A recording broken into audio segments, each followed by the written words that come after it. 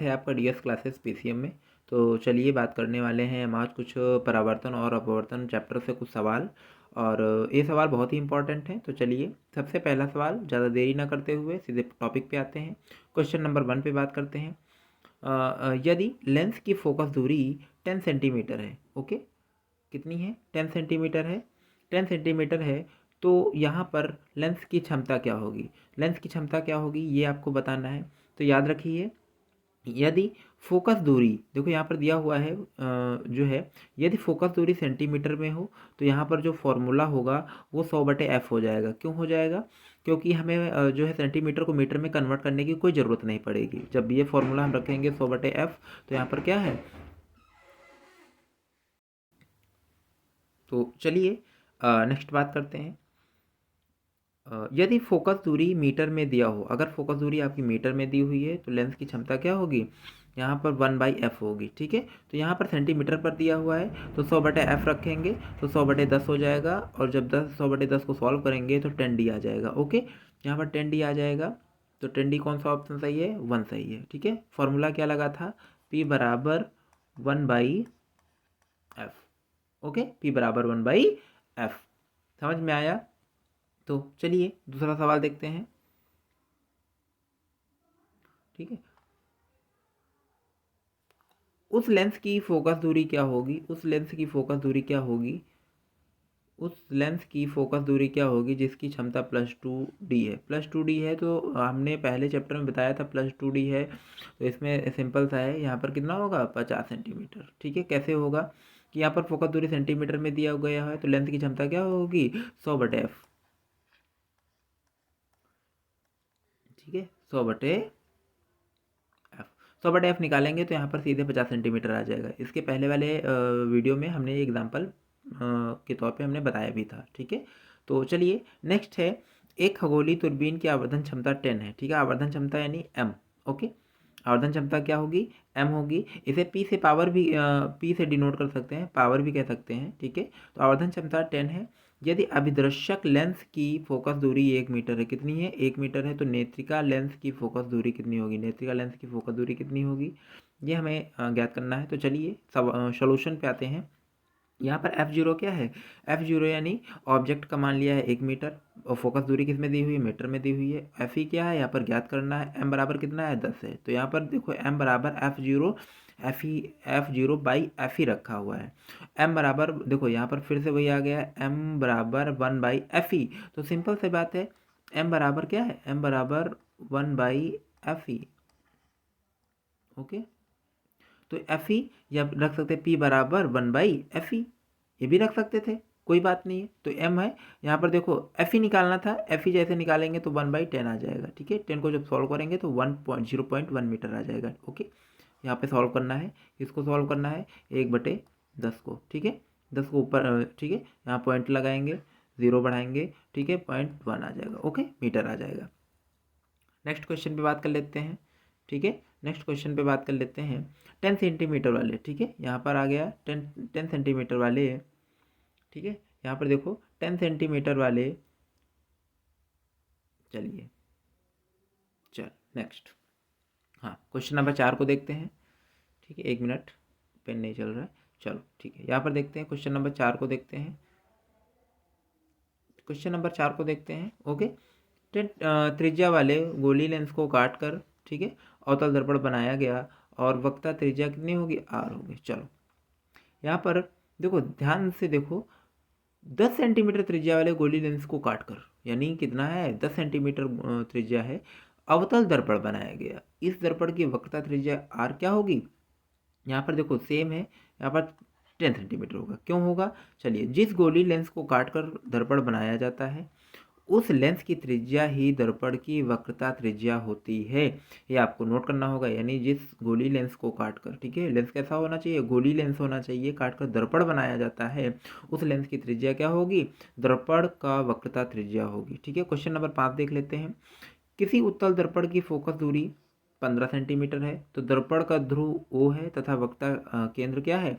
अब देखो यहाँ पर क्या है, कोई दर्पण होगा, ठीक है, यहाँ पर क्या है, ये P था, होता था, ठीक है, सबको आइडिया होगा, ये F था। ओके, फोकस दूरी जिसे कहते हैं। और यहाँ पर जो आता था वो सेंटर आता था, यानी क्या, केंद्र आता था।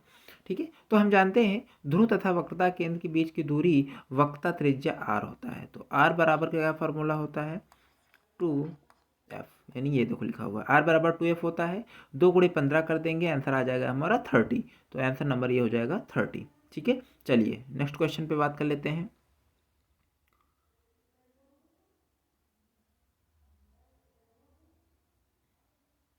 नेक्स्ट क्वेश्चन पे बात कर लेते हैं। 40 सेंटीमीटर व्यास वाले गोलीय लेंस को काटकर, ध्यान दो 40 सेंटीमीटर व्यास वाले, 40 सेंटीमीटर व्यास है, व्यास कितना है, देखो व्यास कितना है 40 सेंटीमीटर। ठीक है, 40 सेंटीमीटर व्यास है, यानी टोटल कितना है 40 सेंटीमीटर है। तो अवतल दर्पण बनाया गया है, वस्तु को अनंत पर रखा गया है, प्रतिबिंब की दूरी कितनी होगी, टोटल यहाँ पर कितना है, टोटल 40 सेंटीमीटर है, तो हाफ कितना हो जाएगा, हाफ जो होगा वो 20 सेंटीमीटर होगा। 40 सेंटीमीटर व्यास वाले गोली लेंस की त्रिज्या क्या होगी, 20 सेंटीमीटर होगी।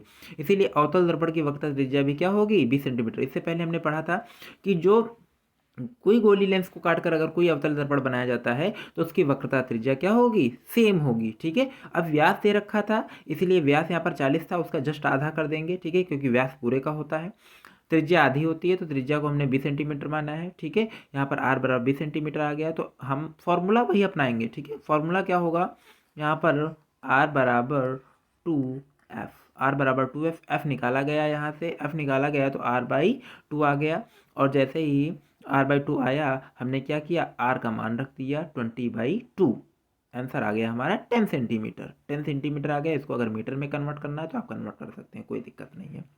ओके, नेक्स्ट क्वेश्चन क्या है, नेक्स्ट क्वेश्चन देख लीजिए। किसी दर्पण की वक्रता त्रिज्या 60 सेंटीमीटर है, अगर 60 सेंटीमीटर तो क्या व्यास कितना होगा, 120 सेंटीमीटर होगा। ठीक है, तो उसकी फोकस दूरी क्या होगी, सिंपल सी बात है कि यहाँ पर फोकस दूरी f निकाल रहा है, तो यानी f पूछ रहा है, तो r/2 हो जाएगा। ठीक है, 60/2 हो जाएगा, तो यहाँ पर कितना हो जाएगा, 30 आ जाएगा आंसर। तो यहाँ पर क्या होगा, 30, सी आंसर आपका सही होगा। ओके, चलिए नेक्स्ट क्वेश्चन देखते हैं। ओके, नेक्स्ट क्वेश्चन है 20 सेंटीमीटर फोकस वाले, 20 सेंटीमीटर फोकस वाले फोकस दूरी वाले उत्तल दर्पण के सामने 20 सेंटीमीटर पर दूरी पर एक वस्तु को रखा गया, वस्तु का प्रतिबिंब कहाँ बनेगा। ठीक है, तो यहाँ पर लेंस का दर्पण का सूत्र लगाएंगे। दर्पण का सूत्र क्या होता है, 1/f। देखो सबसे पहले यहाँ पर आप क्या क्या दे रखा है ये भी तो लिखेंगे। फोकस दूरी कितनी दे रखी है, 20 सेंटीमीटर दे रखी है। वस्तु कितनी दूरी पर रखा हुआ है, यानी 20 सेंटीमीटर पर रखा हुआ। क्यों, यानी जब वस्तु को दूर रखते हैं लेंस से तो माइनस में लिखा जाएगा। ठीक है, प्रतिबिंब कितना बन रहा है, +v बन रहा है। ठीक है, तो यहाँ पर सूत्र क्या होता है, 1/f। ठीक है, यहाँ पर ध्यान दो। ठीक है, 1/f। ठीक है, 1/f बराबर 1/v + 1/u।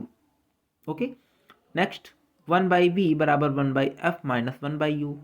ओके, नेक्स्ट हमने वैल्यू को पुट किया यहाँ पर 1/v निकालना था हमें, तो 1/v जैसे इधर आ जाएगा। देखो यहाँ पर माइनस है ना, देखो यहाँ पर कहाँ है, 1/v है ना, ऐसे इसको इधर करेंगे, इस वाले प्लस वाले को इधर लाएंगे तो माइनस में आ जाएगा। सिंपल सी बात है, 1/f - 1/u आ जाएगा।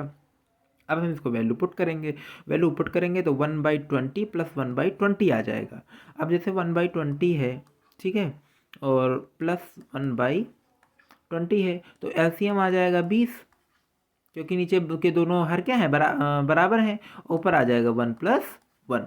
ओके, तो यहाँ पर आ जाएगा 2/20, 2/20 आ जाएगा। इसको सॉल्व करेंगे 10 सेंटीमीटर आ जाएगा। ओके, लेकिन फॉर्मूले आपको याद करना है, फॉर्मूले आप याद नहीं करेंगे तो शायद क्वेश्चन नहीं लगेंगे। ठीक है, चलिए नेक्स्ट क्वेश्चन 9 पे, क्वेश्चन 9 पे बात कर लेते हैं।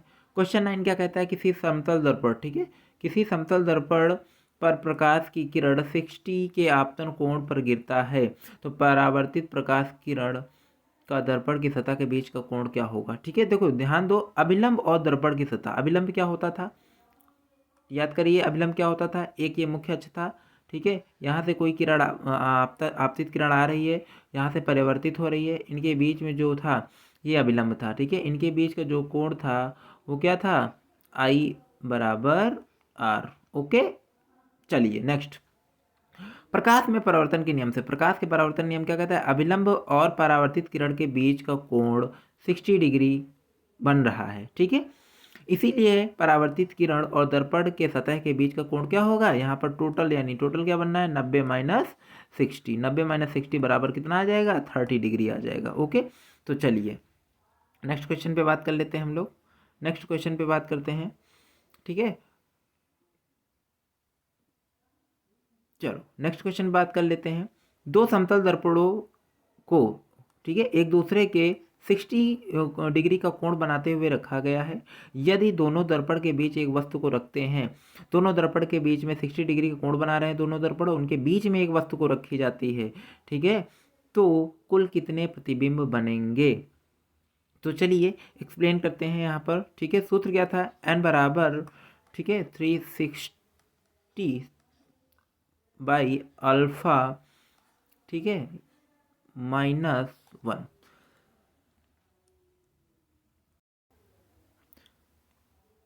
360 अल्फा -1 है, ठीक है। तो यहाँ पर 360 क्यों लिया गया है, क्योंकि क्या है 360 क्या है, रोटेशन। देखो कोण कितने बनाएंगे, कोण तो पूरा रोटेशन का लिया जाएगा ना, कोण कितने 360 होता है। अब यहाँ पर 360 अल्फा -1 रख दिया गया है, कितना बना रहा है 60 डिग्री बना रहा है। इसको भाग करेंगे 6 आएगा, 6 -1 कर देंगे और 5 आ जाएगा, यानी टोटल कोण वहाँ प्रतिबिंब कितने बन रहे होंगे, टोटल प्रतिबिंब वहाँ पर 5 बन रहे होंगे। नेक्स्ट,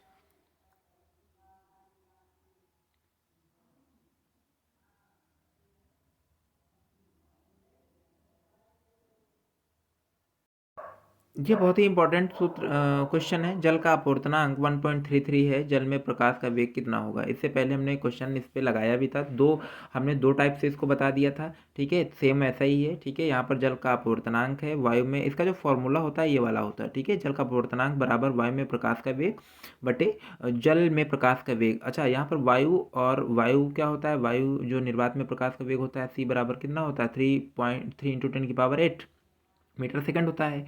जल में हो जाता है, यानी जल की जगह पे माध्यम भी कर सकते हैं, यहाँ पर कांच भी हो सकता है। ओके, तो यहाँ पर आपको घबराना नहीं है। तो 1.33 बराबर 3 × 10⁸ जल में प्रकाश के वेग हमें निकालना था, इसको हम आगे लाएंगे तो यहाँ पर हो जाएगा 3 × 10⁸ 1.33 मीटर सेकंड रखेंगे, इसको सॉल्व कर लेंगे 2.25 × 10⁸ मीटर सेकंड आ जाएगा, ठीक है। अगर आपका आंसर सेंटीमीटर में दिया हो, चलो जैसे कि क्वेश्चन नंबर 13 देखिए, यहाँ पर कांच का अपूर्तनांक 3/2 है। 3/2 मतलब कितना होता है 1.1.5 होता है। कांच में प्रकाश का वेग कितना होगा, ये क्वेश्चन हमने पहले भी लगवाया था, इसके पहले वाले वीडियो में हमने लगवा दिया है, लेकिन कोई दिक्कत नहीं है। यहाँ पर हम लोग क्वेश्चन को हल कर लेते हैं, ठीक है। चलिए क्वेश्चन को हल कर लेते हैं। कांच का अपूर्तनांक बराबर वायु में प्रकाश का वेग बटे कांच में प्रकाश का वेग, ठीक है। इसीलिए कांच में प्रकाश का वेग क्या होगा 3 × 10⁸/1/1.5, ठीक, 1.5 आ जाएगा, 1.5 आ जाएगा, 3/2 रख दें मीटर पर सेकेंड। तो यहाँ पर आंसर जो आएगा आपका 2 × 10⁸ मीटर सेकेंड आ जाएगा। अब इसको क्या हुआ मीटर, देखो 1 मीटर में कितने सेंटीमीटर होते हैं, 1 मीटर बराबर 100 सेंटीमीटर। 100 सेंटीमीटर का कितना हम रखेंगे 10 का स्क्वायर हो जाएगा, ठीक है। तो यहाँ पर 10 के स्क्वायर 8 था, यहाँ पर 8 और 2 ये जोड़ दो, ठीक है, 10 हो गया। तो यहाँ पर 2 × 10⁻10 सेंटीमीटर पर सेकंड। ओके, यहाँ पर आपको टेंशन लेने वाली कोई ज़रूरत नहीं है, ठीक है, बस आपको थोड़ा सा कैलकुलेशन आनी चाहिए। चलिए नेक्स्ट,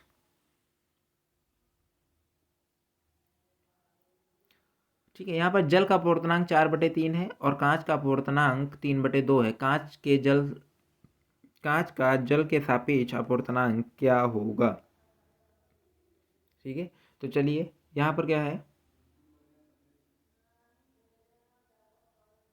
ठीक है, यहाँ पर जो आंसर है, क्यों आंसर यहाँ पर क्या है 9/8, कैसे होगा, ठीक है, 9/8, ठीक है। देखो जल का अपूर्तनांक क्या है 4/3 है और कांच का अपूर्तनांक कितना है 3/2 है। कांच का जल के सापेक्ष अपूर्तनांक क्या होगा, ओके। चलिए 9/8 होगा यहाँ पर, ठीक है। नेक्स्ट क्वेश्चन बात करते हैं, ठीक है, नेक्स्ट क्वेश्चन पे बात करते हैं।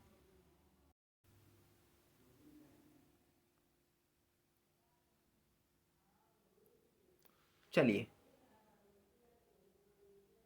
नेक्स्ट क्वेश्चन पे बात करते हैं। यहाँ पर क्वेश्चन नंबर 15, किसी माध्यम का अपूर्तनांक √2 है, ठीक है। माध्यम का अपूर्तनांक कितना है √2 है। प्रकाश उस माध्यम में वायु में जाता है तो क्रांतिक कोण का कितना मान होगा। यहाँ पर क्रांतिक कोण पूछ लिया गया है, ठीक है। वैसे तो आंसर भी है 45 डिग्री, लेकिन कैसे होगा एक्सप्लेन, ठीक है। यहाँ पर जो है फॉर्मूला जो होता है वो साइन सी बराबर क्या होता है, यहाँ पर साइन सी बराबर 1/μ, ठीक है।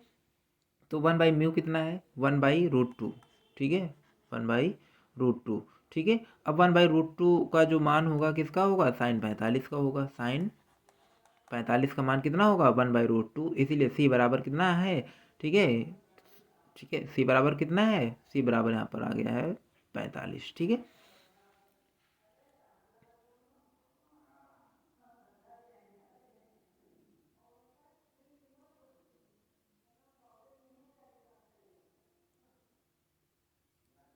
चलिए, प्रकाश का वेग वायु में 3 × 10⁸ मीटर सेकंड है और जल में 2 × 10⁸ मीटर सेकंड है, तब क्रांतिक कोण का मान क्या होगा, ठीक है। तो क्रांतिक कोण तभी होता है जब प्रकाश सघन माध्यम से विरल माध्यम में जाता है, ठीक है। क्रांतिक कोण कब होगा, जब प्रकाश सघन माध्यम से विरल माध्यम की ओर जाता है। तो इसीलिए प्रकाश जल से वायु में जाता है, ठीक है। जल क्या है, सघन माध्यम है, और वायु क्या है, विरल माध्यम है। तो चलिए, जल का अपवर्तनांक क्या होता है, म्यू बराबर 3 × 10⁸/2, ठीक है। 10⁸ कट जाएगा, ठीक है, 3/2 बचेगा। 3/2 को और सॉल्व करेंगे, यहाँ पर क्या आ जाएगा, अब देखो 3/2 आ गया यहाँ पर, ठीक है। तो चलिए इसको कहाँ पर रखेंगे हम लोग, साइन सी में। साइन सी यानी क्या पूछ रहा है, क्रांतिक कोण पूछ रहा है, और क्रांतिक कोण का जो फॉर्मूला होता है ये वाला होता है, आप लोग नोट कर लीजिए, साइन सी बराबर 1/μ। अब 1/3/2 रख दिया गया, ठीक है। 3/2 अब क्या है, इसको जब सॉल्व करेंगे 2 ऊपर चला जाएगा, 2/3 आ जाएगा, 2/3 आ जाएगा, ठीक है। तो सी बराबर साइन इनवर्स कितना आ जाएगा, 3/2, ठीक है। यहाँ पर 2 ऊपर जा रहा था, इसीलिए यहाँ पर टोटल लिख दिया साइन इनवर्स, साइन को ही इनवर्स मान लिया गया है, और यहाँ पर साइन इनवर्स 3/2, ठीक है, साइन इनवर्स 3/2, बी ऑप्शन सही है। ओके, नेक्स्ट क्या है, चलिए नेक्स्ट क्वेश्चन पे बात कर लेते हैं, 17 नंबर के क्वेश्चन को बात कर लेते हैं, ठीक है। ओके, चलिए 17 नंबर क्वेश्चन है, बहुत ही इंपॉर्टेंट है, ठीक है। 17 नंबर क्वेश्चन क्या है,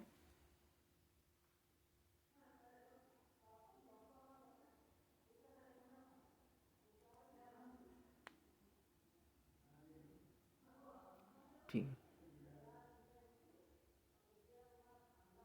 17 नंबर क्वेश्चन है, चलिए देखिए, एक वस्तु को उत्तल लेंस के अक्ष पर रखा गया है, प्रतिबिंब वस्तु से 80 सेंटीमीटर दूरी पर बना है।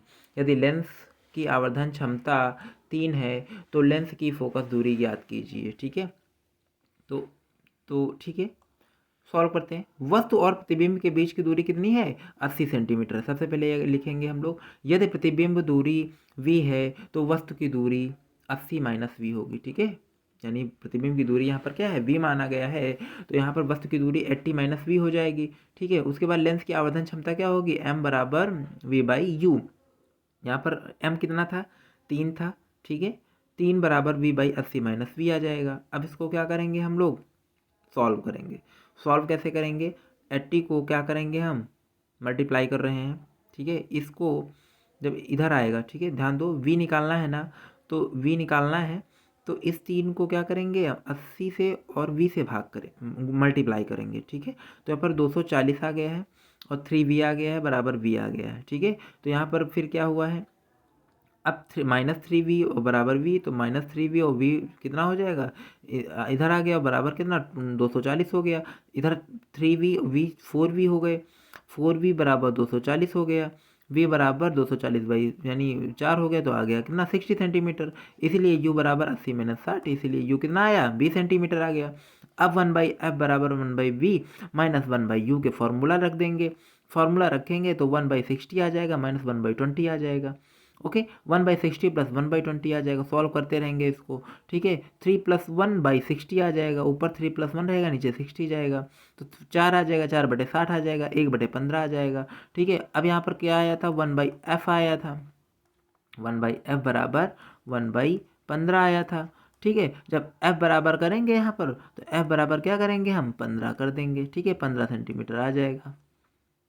ओके, चलिए कैलकुलेशन, उत्तल लेंस के लिए में f और v प्लस में लिया जाता है, ठीक है। तो ध्यान से देखो, कैलकुलेशन के लिए उत्तल लेंस में f और v प्लस में लिया जाता है, जबकि u माइनस में लिया जाता है। ठीक है, इस चीज़ का विशेष ध्यान रखना है, इस टॉपिक का विशेष ध्यान। उत्तल लेंस में एफ और वी किस में प्लस में लिया जाता है और यू किस में लिया जाता है, माइनस में लिया जाता है। ये उत्तल लेंस की स्पेसिफिक कंडीशन होती है। चलिए नेक्स्ट क्वेश्चन देखते हैं। ये लॉन्ग क्वेश्चंस में आ सकते हैं, लॉन्ग क्वेश्चन में आएंगे। ओके चलिए क्वेश्चन नंबर 18। 5 सेंटीमीटर ऊंचाई वाले एक वस्तु को अवतल दर्पण के सामने, ठीक है, 5 सेंटीमीटर ऊंचाई वाले एक वस्तु को अवतल दर्पण के, अवतल दर्पण यहाँ पर है, ध्यान दो, अवतल दर्पण है, वस्तु के सामने 2 मीटर की दूरी पर रखा गया। अवतल दर्पण की वक्रता त्रिज्या 40 सेंटीमीटर है, तो प्रतिबिंब की ऊंचाई ज्ञात कीजिए। चलिए वस्तु की दूरी कितनी है, 2 मीटर है, 2 मीटर को सेंटीमीटर में कन्वर्ट करेंगे, कितना आ जाएगा, 200 सेंटीमीटर आ जाएगा। फोकस दूरी कितनी है, 20 सेंटीमीटर है। ठीक है, फोकस दूरी कितनी है यहाँ पर, 20 सेंटीमीटर है। क्यों, क्योंकि वक्रता त्रिज्या की कितनी होती है, आधी होती है, इसलिए 20 सेंटीमीटर ली गई है। ठीक है, प्रतिबिंब दूरी कितनी है, v है। दर्पण का सूत्र लगाएंगे 1/f 1/v प्लस 1/u। ठीक है, इसमें फॉर्मूले में रखेंगे 1/20 बराबर 1/v प्लस 1/-200। -200 इसलिए रखा गया है कि यहाँ पर क्या है, -200 इसलिए रखा गया है क्योंकि देखो यहाँ पर ये 200 सेंटीमीटर, ठीक है, वस्तु की दूरी है इसलिए माइनस में रखा जा रहा है। ठीक है, चलिए 1/v हमें निकालना था, 1/200 माइनस 1/20, ठीक, 1 - 10/200 9/200 आ जाएगा। जब v निकालेंगे तो 20/9 आ जाएगा सेंटीमीटर। ठीक है, अब प्रतिबिंब की ऊंचाई बटे वस्तु की ऊंचाई, ठीक है, -v/u हमने पढ़ाया भी था। चलिए ये फॉर्मूला लगाएंगे तो -v हम रखेंगे 20/9/200 रखेंगे। ठीक है, तो प्रतिबिंब की ऊंचाई कितनी आ रही है, -5/9। ओके, -5/9 आ रही है, और यहाँ पर जब इसको सॉल्व करेंगे तो 0.55 आ जाएगा, इसलिए प्रतिबिंब की ऊंचाई कितनी है, 0.55। अवतल दर्पण में सिर्फ वस्तु की ऊंचाई प्लस में होती है। ठीक है, चलिए नेक्स्ट क्वेश्चन नंबर 19 देख लेते हैं। चलिए, एक समबाहु कांच के प्रिज्म का न्यूनतम विचलन कोण 30 डिग्री है, प्रिज्म का अपवर्तनांक क्या होगा। समबाहु प्रिज्म में सभी कोण कितने होते हैं, 60 डिग्री होते हैं। ठीक है, ये बात याद रखना, समबाहु प्रिज्म में सभी कोण कितने होते हैं, 60 डिग्री होते हैं, इसीलिए प्रिज्म कोण ए बराबर 60 होता। न्यूनतम विचलन कोण कितना होगा, डेल यानी 30 होगा, इसीलिए म्यू बराबर क्या होता है, sine a plus del by 2 भागे साइन ए बाई 2। ठीक है, साइन 60 + 30/2 साइन 60/2, साइन 45 आ जाएगा यहाँ पर, क्योंकि 60 + 30/2 आज 90 हो जाएगा, 90/2 यानी 45 आ जाएगा, भागे साइन 30, यहाँ पर इसको सॉल्व किया गया, साइन 30 आ गया। साइन 45 का मान 1/√2 होता है, भागे और साइन 30 का मान होता है 1/2। ठीक है, अब यहाँ पर इसको सॉल्व करेंगे 2/√2 आ जाएगा। ठीक है, 2/√2 आ जाएगा। अब उसके बाद क्या, 2/√2 इंटू √2 से गुणा कर दिया इन्होंने। ठीक है, भाग किया है। ठीक है, तो यहाँ पर जो ऑप्शन आएगा √2√2/2। ठीक है, तो यहाँ पर जो ऑप्शन 2 से 2 कट जाएगा, तो यहाँ पर क्या आएगा, 2 आएगा। ओके, चलिए √2 आ जाएगा, √2 यहाँ पर ऑप्शन होगा। नेक्स्ट क्वेश्चन,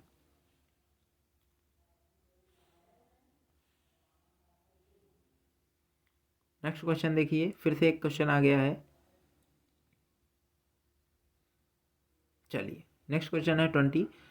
एक समबाहु प्रिज्म का न्यूनतम विचलन कोण, समबाहु फिर आ गया है, तो विचलन कोण 60 डिग्री है, प्रिज्म का अपवर्तनांक ज्ञात कीजिए। ठीक है, तो अपवर्तनांक म्यू बराबर क्या है, sine a plus del by 2 sine a by 2, ये फॉर्मूला है यहाँ पर। ठीक है, फॉर्मूला याद करना है आपको। साइन 60 + 60/2 साइन 60/2, साइन 60 आ गया है, साइन 30 आ गया, दोनों के मान रखेंगे और इसको सॉल्यूशन करेंगे। जब सॉल्व करेंगे √3 का मान जो आ जाएगा 1.732। ठीक है, चलिए नेक्स्ट हम 21 पे आ जाएंगे। ठीक है, ये आपका जो है ध्यान से देखो, ये भी जो है r बराबर 2f वाला है। ठीक है, इसको आप कर लीजिएगा, क्वेश्चन नोट कर लीजिए। ठीक है, किसी अवतल दर्पण के सामने वस्तु की वक्रता केंद्र पर रखा गया है, अवतल दर्पण की फोकस दूरी 10 सेंटीमीटर, तो प्रतिबिंब में दूरी ज्ञात कीजिए। ठीक है, चलिए क्वेश्चन नंबर 22 में आते हैं। ठीक है, 22 वाला जो आंसर है, ये भी क्या है, 15 सेंटीमीटर। ठीक है, ध्यान दो। चलिए 15 सेंटीमीटर फोकस दूरी वाले उत्तल लेंस के सामने वस्तु को रखा गया है, यदि प्रतिबिंब 20 सेंटीमीटर है तो वस्तु की दूरी कितनी होगी। ठीक है। तो उत्तल लेंस में फोकस दूरी प्रतिबिंब दूरी प्लस में होता है। उत्तल लेंस में फोकस दूरी और प्रतिबिंब दूरी किस में होती है? प्लस में होती है, जबकि वस्तु दूरी माइनस में होता है। ठीक है। तो यहाँ पर एफ बराबर प्लस 15 सेंटीमीटर, वी बराबर प्लस 20 सेंटीमीटर, वस्तु की दूरी क्या होती है? Minus you. सूत्र लगाएंगे 1/f बराबर 1/v माइनस 1/u। ठीक है, फॉर्मूले में रखेंगे। ठीक है, 1/15 आ जाएगा बराबर 1/20 minus 1/u। 1/15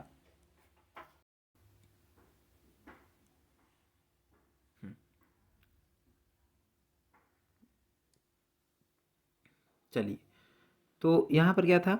1/15 1/20 plus 1/u। 1/u निकालेंगे, 1/15 माइनस 1/20 आ जाएगा। ठीक है, अब इसको क्या करेंगे? एलसीएम लेंगे, 60 आ जाएगा, 4 माइनस 3 आ जाएगा। ठीक है, 1/60 आ जाएगा, यू बराबर कितना आ जाएगा? 60 आ जाएगा। ठीक है, तो इस प्रकार जो है कुछ ऐसे क्वेश्चन थे जो,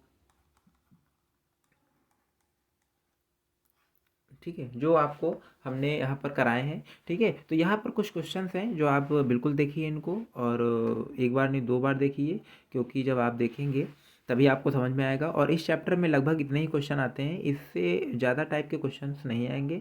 अगर इतने आप क्वेश्चन कर लेते हैं तो 100% है, इस चैप्टर से कोई क्वेश्चन आपको फंसने वाला नहीं है। तो चलिए इसी के साथ ही वीडियो ख़त्म करते हैं। ठीक है, मिलते हैं कोई नेक्स्ट वीडियो में। धन्यवाद।